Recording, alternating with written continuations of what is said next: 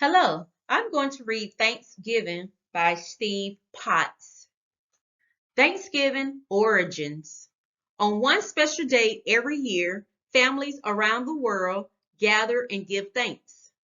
They may give thanks for a bountiful harvest, for family and friends, even for life itself. Throughout history, this holiday has been given many different names. The ancient Romans celebrated Cerealia, a harvest festival in honor of Seer, their goddess of corn. The ancient Chinese celebrated Chong Jong Chui.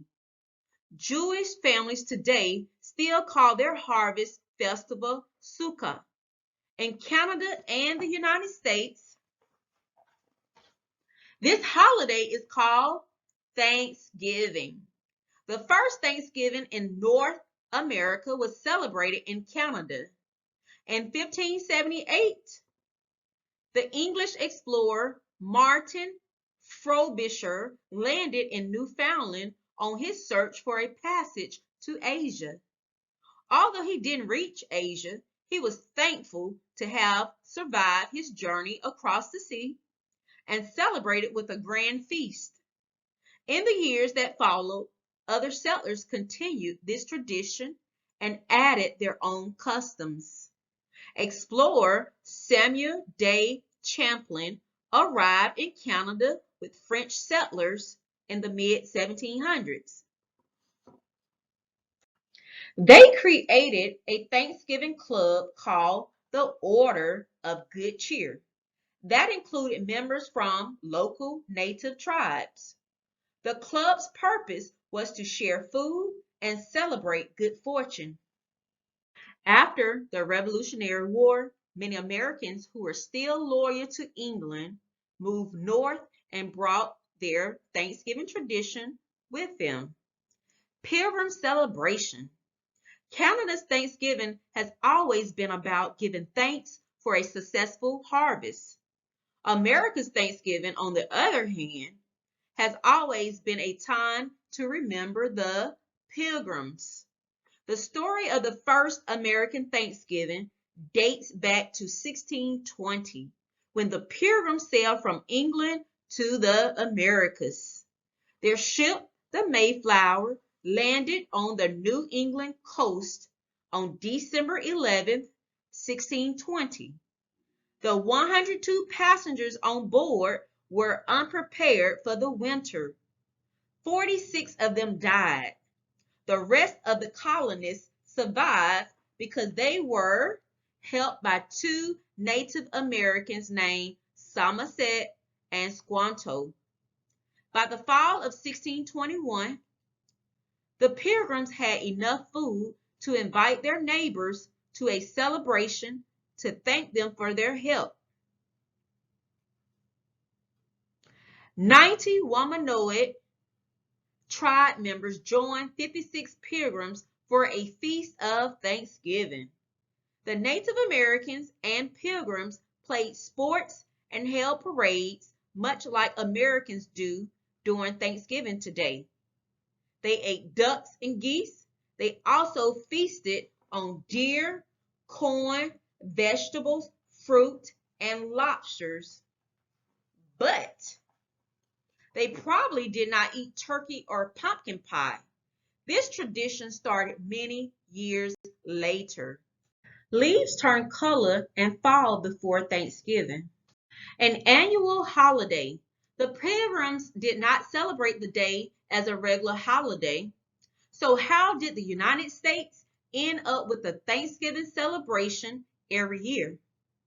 It's all because of a woman named Sarah Josepha Hale. Mrs. Hale was a magazine editor. She wrote many articles encouraging Americans to celebrate Thanksgiving. In 1863, one of her articles got President Abraham Lincoln's attention. The North had just won a bloody Civil War victory over the South at Gettysburg 2 months earlier. The president wanted to give thanks for the Norse victory and for the sacrifices that families made. On October 3rd, 1863, Lincoln issued a proclamation that the fourth Thursday in November should become Thanksgiving Day in the United States. 16 years later, Canadian Parliament declared November 6th a national holiday in Canada called Thanksgiving. A parliament is basically a group of people who make laws.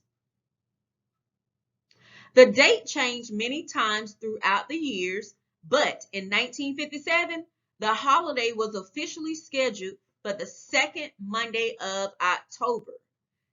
I know this is earlier than Thanksgiving in the United States because Canada has a shorter growing season and harvest time arrives sooner. Thanksgiving traditions. The traditional Thanksgiving meal became turkey, which was a plentiful game bird in the late 1800s, as well as bread, stuffing, fresh vegetables, cranberries, and pumpkin or maple sugar pie.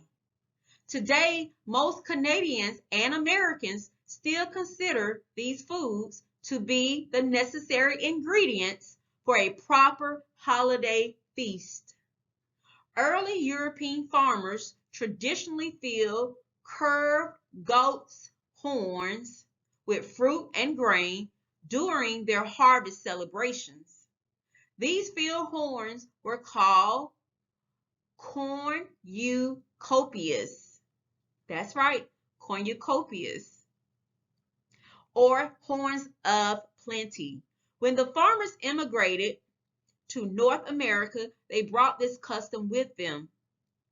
The cornucopias is still an important symbol of Thanksgiving. What began as a joyous occasion for North American settlers more than 400 years ago is now a holiday that brings families together to celebrate and give thanks. Turkey feasts, football games, and parades help make Thanksgiving a very special day. Cranberries ready to be harvested. This is a picture of the Macy's Thanksgiving Day Parade in New York. I hope that you enjoyed listening to the read aloud called Thanksgiving.